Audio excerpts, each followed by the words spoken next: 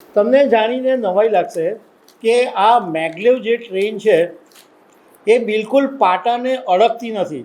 પાટાને અડક્યા વગર સીધી જ સડસડાટ હવામાં દોડે છે. ચીનના વૈજ્ઞાનિકોએ કમાલ કરી નાખી છે. એક હવામાં ઉડતી ટ્રેન બનાવી છે અને 2 સેકન્ડની અંદર આ ટ્રેન સ્ટાર્ટ થઈ અને 700 કિલોમીટરની ઝડપ પકડી લીધી હતી. અને આ ટ્રેનનું નામ છે મેગ્લેવ ટ્રેન. આવી દુનિયામાં 3 ટ્રેન છે, 3 દેશો આ ટ્રેન પર કામ કરી રહ્યા છે. તો આ બધા વિશે હું તમારી સાથે વાત કરીશ. મારું નામ રાજેશ શાહ છે અને તમે જોઈ રહ્યા છો ગુજરાતના સૌથી મોટા ડિજિટલ ન્યૂઝ પ્લેટફોર્મ ખબર છે.com. ચીનની નેશનલ યુનિવર્સિટી ઓફ ડિફેન્સ ટેકનોલોજીના વૈજ્ઞાનિકોએ તાજેતરની અંદર એક સુપરફાસ્ટ ટ્રેનનું પરીક્ષણ સફળતાપૂર્વક પૂરું કર્યું. અને આ મેગ્લેવ ટ્રેન છે એ 2 સેકન્ડની અંદર 700 કિલોમીટરની ઝડપ પકડી લીધી અને એને પછી સુરક્ષિત રોકી પણ દેવામાં આવી. આ એક સફળ પરીક્ષણ વૈજ્ઞાનિકોએ કરી અને આખી દુનિયાને આ પહેલી એવી ટ્રેન છે કે જેની સૌથી વધારે સ્પીડ છે.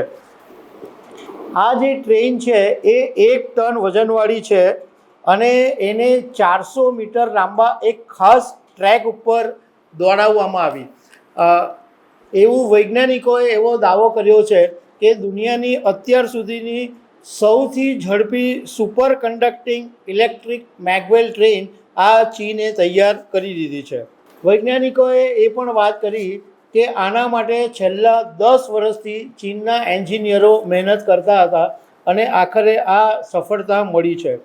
આ પહેલાં જાન્યુઆરી 2025માં પણ ચીનના વૈજ્ઞાનિકોએ આ જ મેગ્લેવ ટ્રેનની પરીક્ષણ કરેલું અને તે વખતે ટ્રેનની સ્પીડ 648 સુધી પહોંચી હતી.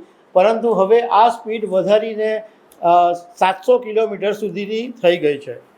તમને જાણીને નવાઈ લાગશે કે આ મેગ્લેવ જે ટ્રેન છે એ બિલકુલ પાટાને અડકતી નથી. પાટાને અડક્યા વગર સીધી જ સડસડાટ હવામાં દોડે છે. અને એનું કારણ એવું છે કે ટ્રેન છે એની અંદર શક્તિશાળી મેગ્નેટ લગાવવામાં આવ્યા છે અને આ જે મેગ્નેટ લગાવવામાં આવ્યા છે એ ટ્રેનને હવામાં ઉંચકી રાખે છે અને આગળ ધપાવે છે. એટલા માટે ટ્રેનને અડક્યા વગર જ સીધી આ મેગ્લેવ ટ્રેન ચાલ્યા કરે છે. વૈજ્ઞાનિકોનું કહેવું એમ છે કે આ જે ટેકનિક છે એનો ઉપયોગ ચીન ભવિષ્યમાં રોકેટ લોન્ચ માટે પણ કરી શકે છે. અને જો આ ટ્રેન પેસેન્જર ટ્રેન બને તો થોડીક જ વારની અંદર તમારા ડેસ્ટિનેશન પર પહોંચાડી દે.